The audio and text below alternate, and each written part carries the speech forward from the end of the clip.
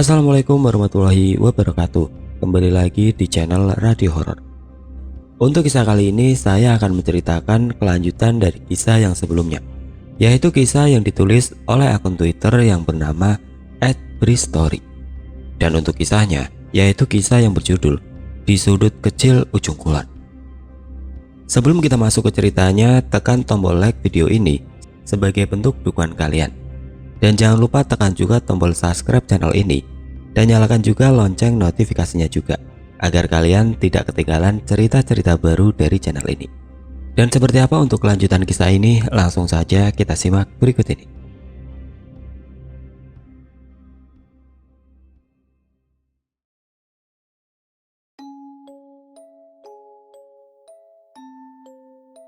Cukup lama berdiri di luar sambil terus memikirkan apa yang seharusnya dilakukan. Sampai suatu ketika, dari kejauhan, kami melihat ada cahaya kecil yang bergerak-gerak.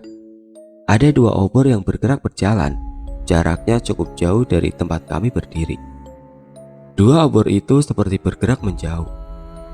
"Lo tunggu sini ya, gue mau kejar orang yang bawa obor itu sebelum jauh dan menghilang. Pasti mereka mau nolong." Rai bilang begitu sebelum berlari cepat meninggalkan saya yang masih diam memperhatikan gerakan api obor. Sialan, kenapa malah gua yang ditinggal sendirian di sini? Begitu ucapku dalam hati. Terlambat, karena Rai sudah keburu menghilang dalam gelapnya hutan.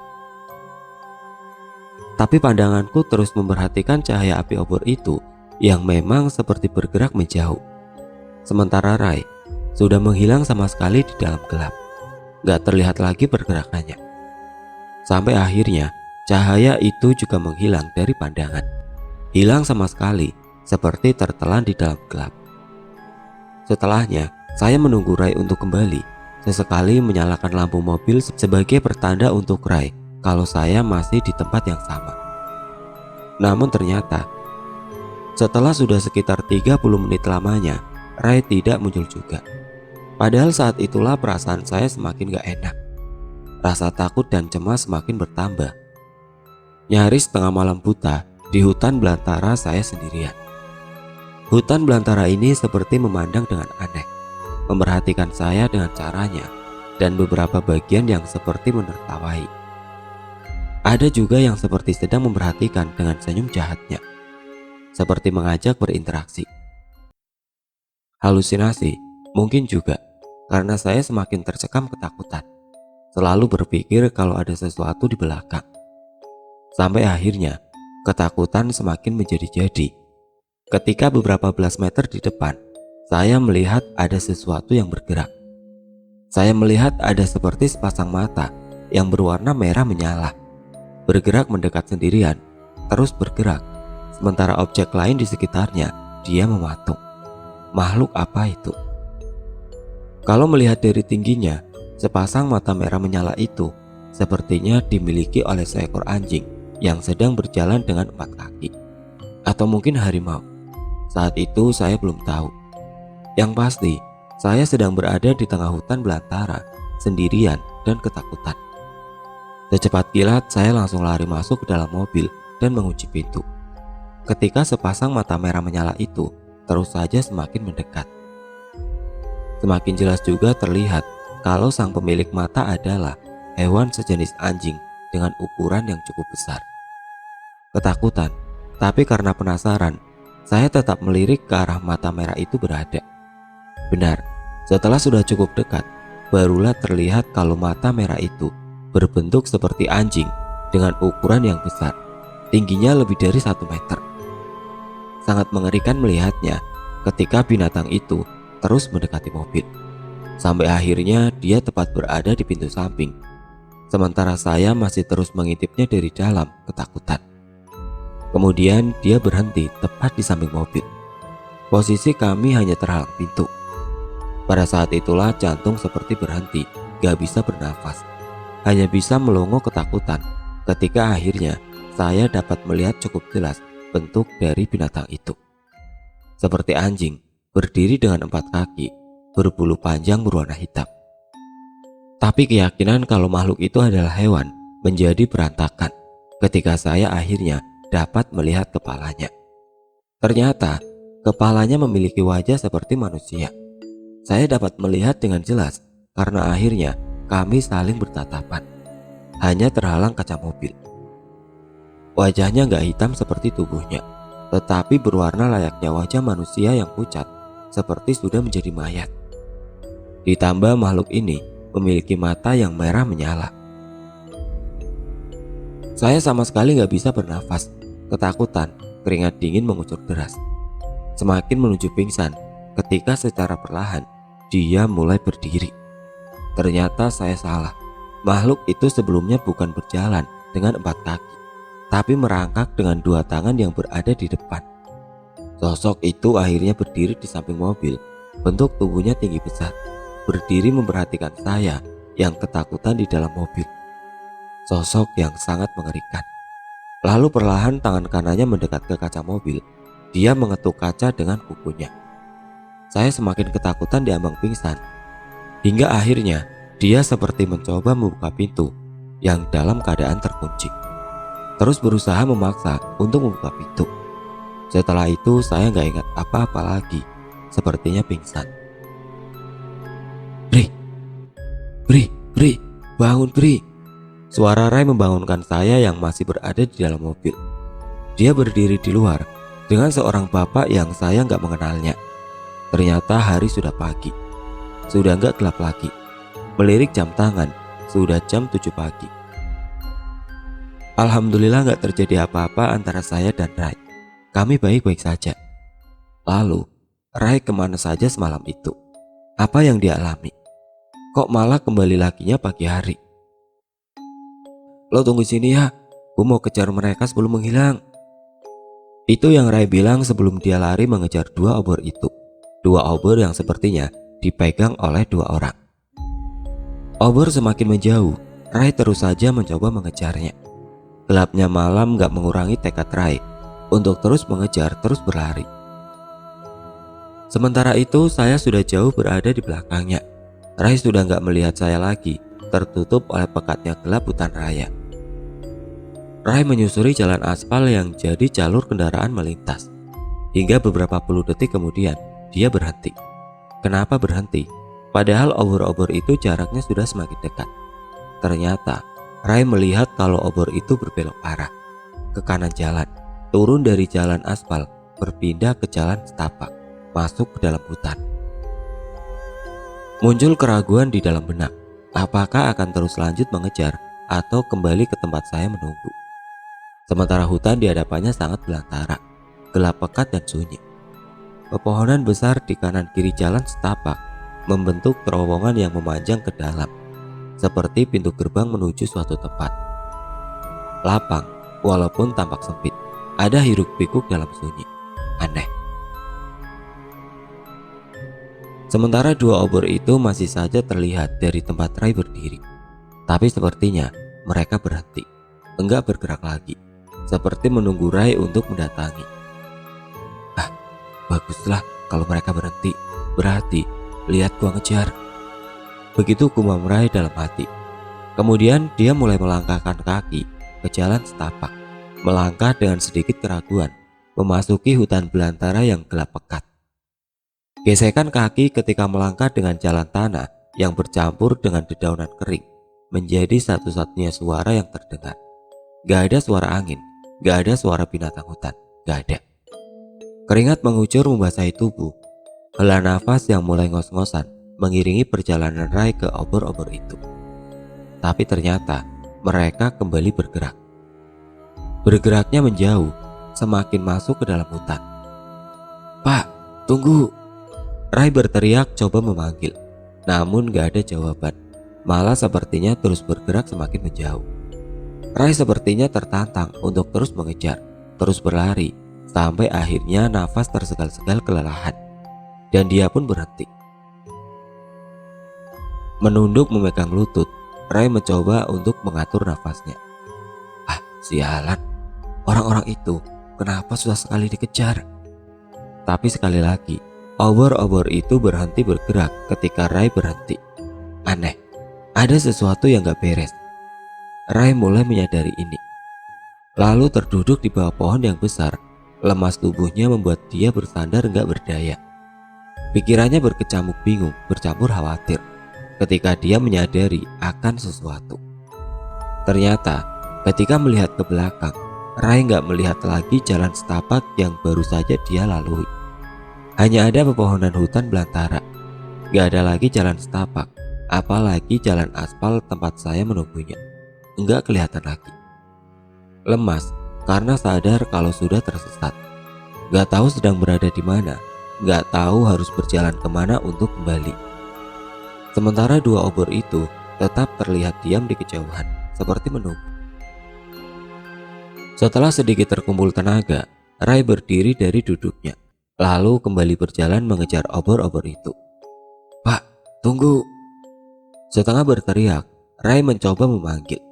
Namun kali ini ada yang berbeda. Mereka tetap diam di tempat ketika Rai berjalan semakin dekat. Semua melihat itu semua. Rai mulai sedikit lega. Ya, dua obor itu tetap diam di tempatnya. Sampai akhirnya jarak Rai dengan mereka sudah cukup dekat. Cukup dekat untuk melihat jelas penampakan sang pemegang obor. Ternyata benar dugaan Rai dari awal. Yang memegang obor adalah dua orang laki-laki. Yang satu berpakaian hitam-hitam dengan celana yang longgar seperti baju silat, menggunakan topi di kepalanya yang lebih mirip ikatan berbahan hitam. Sedangkan yang satu lagi menggunakan baju bergaris vertikal coklat hitam, bercelana pendek longgar, rambut agak gondrong, gak beraturan, berkumis tebal. Keduanya bertubuh tinggi besar, gak menggunakan alas kaki. "Maaf Pak, saya dari tadi mengejar Bapak berdua, mau minta tolong." Kalimat pembuka keluar dari mulut Rai dengan nafas yang masih tersegal-segal. Awalnya mereka hanya terdiam dengan raut wajah yang agak menyeramkan. Sampai akhirnya mereka tersenyum. "Maaf, kami gak melihat. Memang Mas dari mana? Mau kemana?" Lelaki yang menggunakan hitam-hitam akhirnya memberikan jawaban dengan pertanyaan. "Saya dari jalan besar di depan tadi Pak. Bapak lewat sana kan tadi?" "Gak ada jalan besar di hutan ini Mas. Semuanya jalan kecil setapak ini." Begitu kata bapak itu lagi. Enggak ambil pusing, Rai tetap meminta bantuan untuk menunjukkan jalan kembali ke jalan besar tadi. "Tolong saya Pak, saya tersesat, gak tahu jalan kembali." Dengan sedikit memelas, Rai memohon kebaikan bapak berdua itu. "Mas lebih baik ikut saya dulu. Nanti kalau urusan kami sudah selesai, baru kami akan antar kemana Mas mau. Ayo ikut saja." Begitu kata bapak itu lagi. Sementara bapak yang berkumis tetap diam sejak awal tadi. Gak ada pilihan lain. Rai terpaksa harus mengikuti mereka. Berbalik badan, lalu mereka mulai berjalan menembus gelapnya hutan. Sementara Rai mengikuti dari belakang. Jalan setapak tetap menjadi landas pijakan kaki untuk berjalan, dengan pemandangan gelap total di sekeliling. Beberapa kali Rai menoleh ke belakang, bermaksud untuk melihat keadaan, tapi pandangannya gak sanggup menembus pekatnya gelap. Hanya hitam yang tertangkap, cahaya obor sedikit pun gak mampu membantu. Ada satu lagi keanehan. Setelah diperhatikan benar-benar, ternyata dari 3 orang yang sedang berjalan, hanya Rai yang terdengar suara langkah kakinya. Sementara yang lain gak ada suaranya. Mungkin karena mereka gak menggunakan alas kaki. Begitu pikir Rai dalam hati. Seperti tanpa lelah, Rai melihat mereka terus berjalan konstan. Enggak melambat, enggak pula bertambah cepat. Gak pernah juga melihat ke belakang, walau untuk sekedar melihat keadaan Rai yang mulai kerepotan mengikuti irama pergerakan mereka. Gak ada perbincangan, keduanya terus menatap ke depan tanpa pernah menolehkan wajah ke kiri ataupun ke kanan. Hutan belantara ini juga diam membisu, enggak mengeluarkan suara layaknya alam luar. Tepinya banyak menimbulkan pertanyaan. Heningnya mulai mengurat garis ketakutan dalam lubuk hati Rai yang paling dalam. "Pak, bisa berhenti sebentar? Saya butuh istirahat." Entah sudah berapa jam mereka berjalan ketika Rai memberanikan diri untuk membuka suara. Namun mereka tetap diam, terus saja melangkah seperti nggak memperdulikan Rai yang baru saja mengajak berhenti. Mau kemana sih mereka ini? Di tengah ketakutan yang mulai semakin membuncah, Rai bergelut dengan banyak pertanyaan di kepalanya. Tapi sejauh ini belum ada jawaban. Sampai akhirnya mereka sampai pada daerah yang jalannya menanjak. Tanjakan yang cukup tinggi. Hal ini membuat nafas Rai semakin tersegat. Langkahnya semakin tertinggal. Pak, tunggu pak. Sekali lagi Rai memanggil, tapi tetap saja nggak ada jawaban. Mereka terus berjalan dengan langkah yang konstan, padahal jalanan benar-benar menanjak dan agak terjal. Tanah bercampur bebatuan menjadi pijakan langkah. Sampai suatu ketika, mereka akhirnya berhenti sekitar beberapa puluh meter di depan Rai. Berhenti di satu daerah tinggi, seperti puncak dari jalan panjang menanjak yang baru saja dilewati. Mereka tetap menghadap ke depan. Nggak sedikit pun menoleh ke tempat Rai yang masih cukup jauh tertinggal. Dengan sedikit tenaga yang masih tersisa, Rai berusaha sekuatnya untuk mengejar. Berhasil, dengan peluh yang bercucuran, akhirnya Rai sudah berhenti. Akhirnya Rai sudah berdiri di belakang mereka berdua yang tetap saja memandang lurus ke depan. Lalu Rai ikut melempar pandangan ke depan. Dari tempat yang cukup tinggi itu, kelihatan ada pemandangan menarik. Gak jauh di depan, ada jalan yang menurun tajam. Agak jauh lagi, sekitaran beberapa ratus meter setelahnya, terlihat ada keramaian. Ditandai dengan banyaknya lampu dan obor yang menyala. Rai bingung, tempat apa itu? Lebih bingung lagi setelah tempat keramaian itu terlihat ada seperti dermaga. Dan memang di kejauhan, kelihatan ada hamparan laut luas, banyak kapal dan perahu yang bersandar dan akan bersandar. Kok ada kota di sini? Itu kota apa, Pak? Sekali lagi Rai melontarkan pertanyaan, dan lagi-lagi mereka nggak juga memberi jawaban. Malah tiba-tiba mulai melangkahkan kaki menuju jalan turun ke keramaian itu. Nggak ada pilihan lain, Rai tetap mengikuti langkah kaki mereka. Situasi yang sama Rai temui ketika mulai berjalan lagi. Kegelapan hutan dan keheningan sepi yang kelam. Pikiran Rai semakin mengerucut. Semakin yakin ada yang aneh dengan kedua orang ini. Tapi Rai gak bisa berbuat apa-apa selain terus saja mengikuti. Rasa penasaran sepertinya akan terjawab beberapa puluh meter lagi ketika melihat ada dua pohon besar yang berdiri sejajar membentuk laksana pintu gerbang. Rai berpikir sepertinya mereka akan melewati tengah-tengah dua pohon besar itu. Ternyata benar. Mereka berjalan melintasi jalan di tengah dua pohon besar. Seperti masuk melewati gerbang yang besar.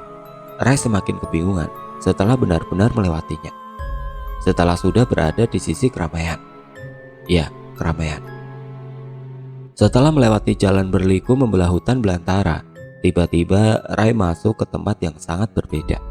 Tempat yang ramai, tetapi masih dalam keadaan gelapnya malam.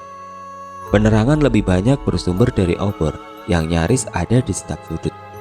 Ada juga beberapa lampu templok besar yang berdiri di atas meja. Sama sekali nggak ada penerangan yang bersumber dari listrik. Orang-orang lalu lalang. Ada yang duduk di belakang meja menjajakan sepertinya barang jualan. Ada yang duduk di dalam bangunan kecil yang tampak seperti warung. Ada yang hanya sekedar duduk dan berbincang satu dengan lainnya sambil mengepulkan asap rokok. Ada orang yang sepertinya sedang menawar barang yang hendak dibeli. Pasar. Rai melihatnya sebagai pasar. Pasar tradisional yang sebagian besar penjualnya menjajakan sayur mayur dan buah-buahan. Tapi ada juga barang-barang jualan lainnya seperti kayu bakar dan anyam-anyaman bambu. Takjub dan penuh keheranan, banyak pertanyaan yang timbul di dalam kepala. Pasar apa ini? Ini kota apa? Kenapa tengah malam masih ramai seperti ini? Rai terus saja memperhatikan sekelilingnya sampai dia lupa dengan dua orang yang membawanya sampai ke tempat itu. Ternyata mereka sudah menghilang di tengah keramaian pasar.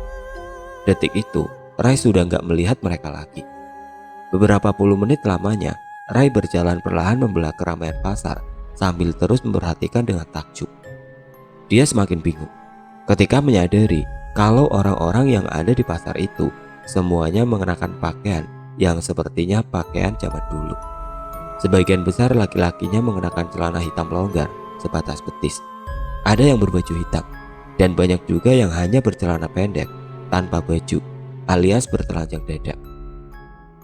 Sedangkan perempuannya mengenakan kemben dan kain panjang, bersanggul juga. Ray semakin bingung ketika melihat ada beberapa orang bule yang ikut warawiri. Yang laki-laki berpakaian putih-putih dengan topi bulatnya, sedangkan yang perempuan mengenakan baju panjang putih dengan bawahan yang mengembang besar. Ini pasar apa sih? Kebingungan semakin memuncak. Lalu tiba-tiba perhatian Ray berpindah ke keramaian berikutnya, dermaga kapal. Iya, Ray melihat seperti ada pelabuhan kecil yang menjadi tempat bersandar kapal-kapal kayu dengan berbagai macam ukuran. Kemudian dia berjalan mendekat ke pelabuhan, menuju dermaganya. Benar, banyak kesibukan bongkar muat kapal di tempat itu. Banyak orang yang mengangkut menaikkan atau menurunkan barang dari kapal ke kapal. Ada 1-2 orang yang sepertinya mandor yang memerintahkan para pekerja. Kapal yang bersandar sebagian besar kapal kayu. Lagi-lagi desainnya adalah desain kapal zaman dahulu kala, lengkap dengan tiang-tiang layar penangkap angin sebagai alat penggerak. Ray masih bingung, tetapi sedikit demi sedikit dia mulai sadar kalau pasar dan pelabuhan ini bukan tempat biasa. Ray mulai merasakan ketakutan, mulai membaca doa di dalam hati, meminta keselamatan darinya ketika dia akhirnya menyadari sesuatu. Ternyata sejak mulai masuk ke keramaian ini, Ray gak mendengar suara dari orang yang sedang berada di situ. Walaupun kelihatan mereka seperti berbicara satu dengan lainnya, Ray tetap merasakan sepi dan hening, padahal sedang berada di tempat ramai. Dan juga sepertinya mereka gak menyadari akan kehadiran Ray, lalu lalang tanpa melihat kalau Ray ada di antara mereka. Aneh yang menakutkan. Lalu Ray membalikkan badan, melihat kembali ke arah pasar di mana banyak orang berlalu lalang. Ray langsung terduduk lemas, lututnya gak mampu lagi menahan beban tubuh. Ingin menangis sambil terus membaca doa ketika ada satu lagi keanehan yang Ray baru sadari. Ternyata orang-orang di tempat itu bergerak hilir mudik tanpa menginjak tanah. Berjalan seperti melayang, namun kaki tetap bergerak seperti melangkah. Sungguh sangat mengerikan. Seperti layaknya kumpulan arwah gentayangan.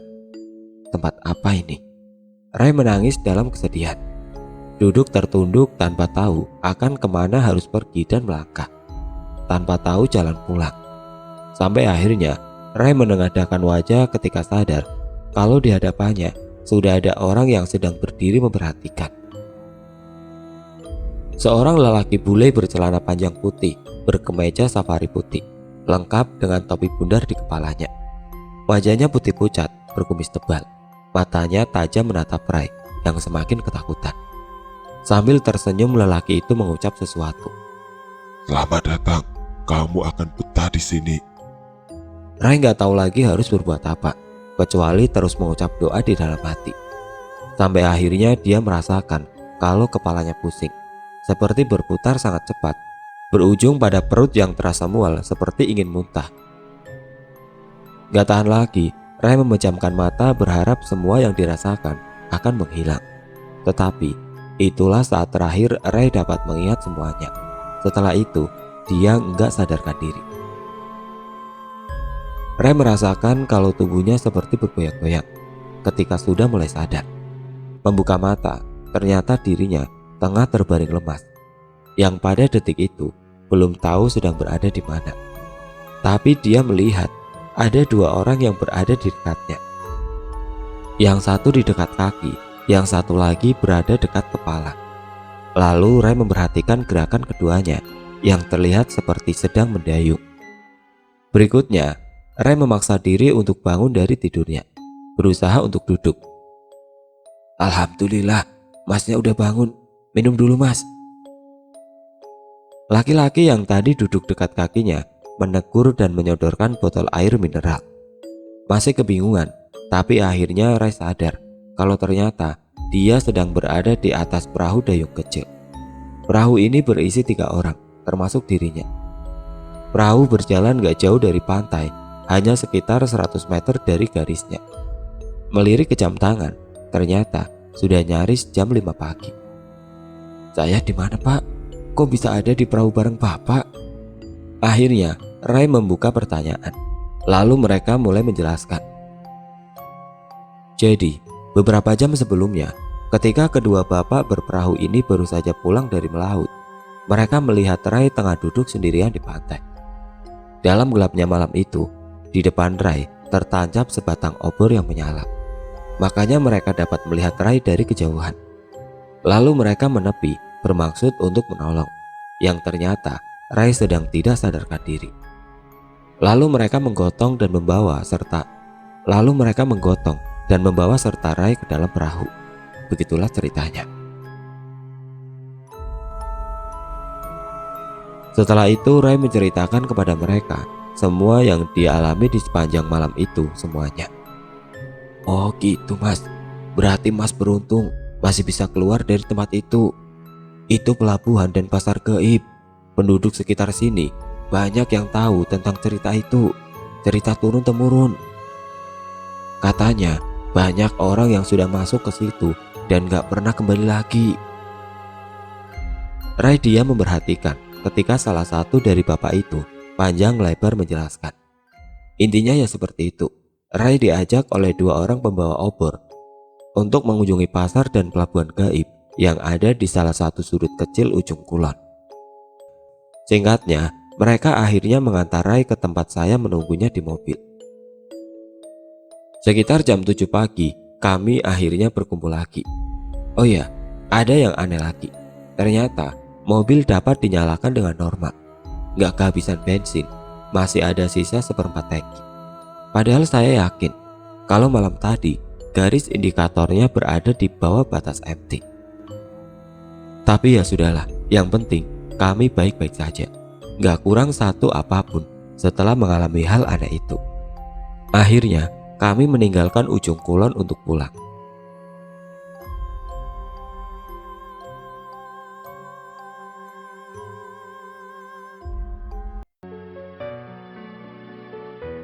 Oke teman-teman, seperti itulah akhir dari kisah ini. Bagaimana menurut kalian tentang kisah ini? Tulis komentar kalian di kolom komentar. Dan bagi teman-teman yang baru bergabung, jangan lupa untuk like, komen, share, serta subscribe channel ini. Dan nantikan kisah-kisah horor berikutnya tetap di channel Radio Horor. Wassalamualaikum warahmatullahi wabarakatuh.